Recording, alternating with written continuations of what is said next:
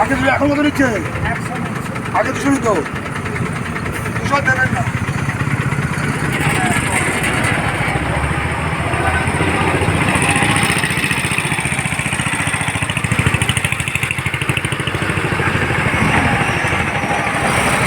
কত দিলেন?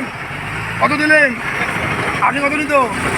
আগে জিততে 200 ছিল, এখন দিয়ে 100 দেবেন না, দেবেন না।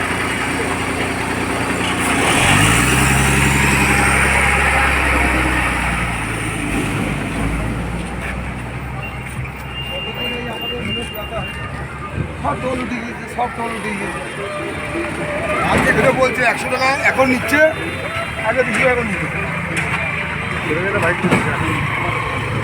দেখছেন আগে আপনারা তৃণমূল সরকারের সময় এখানে টোল আসুন আসবেন, 1 টাকা দেবেন না, ভুল দেবেন না কাউকে।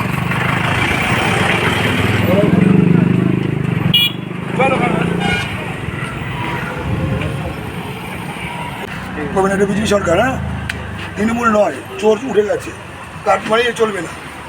আমি পরিষ্কার বলে গেলাম, শেষবারের মতো বলে গেলাম।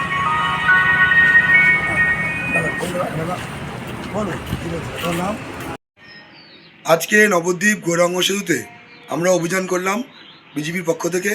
আমরা এখন বর্তমান পশ্চিমবঙ্গ সরকার, আমার রাজ্যের মুখ্যমন্ত্রী মাননীয় শুভেন্দু অধিকারী বলেছেন অবৈধ টোল সহ ওটা পশ্চিমবঙ্গে কাটমানি এবং সিন্ডিকেট দূর করতে হবে। আর সেই লক্ষ্যে আজ আমরা গৌরাঙ্গ সেতুতে এসেছি। দেখলাম যে এখানে আজকে ন্যায্যভাবে যে সরকারি যে রেট আছে, রেট চার্ট, সেই চার্ট অনুযায়ী এখন তারা টাকা নিচ্ছেন বিল দিয়ে।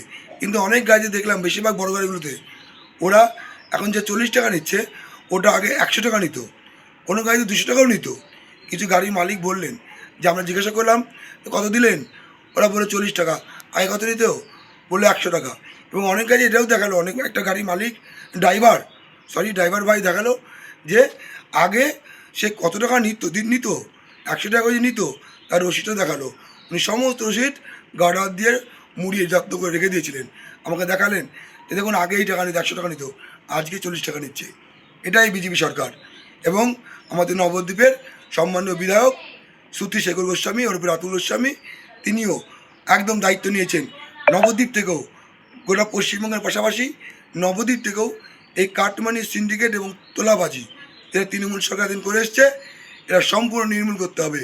আর সেই লক্ষ্যে সরকারের পাশাপাশি, পুলিশ প্রশাসনের পাশাপাশি নবদ্বীপ শহর বিজেপির কর্মীরাও রাস্তায় নেমে প্রশাসনকে সহযোগিতা করবে। সবাইকে বলবো, কোনো কাটমানি কাউকে দেবে না। 1 টাকা কাটমানি নয়, 1 টাকা তোলাবাজি নয়, কোনো সিন্ডিকেট নয়। যদি কেউ এটা করে আমাদেরকে জানাবেন, আমাদের বিধায়ককে জানাবেন, নাহলে আমাকে জানাবেন। আমার নাম আনন্দ দাস, নবদ্বীপ বিধানসভার মিডিয়া প্রমুখ।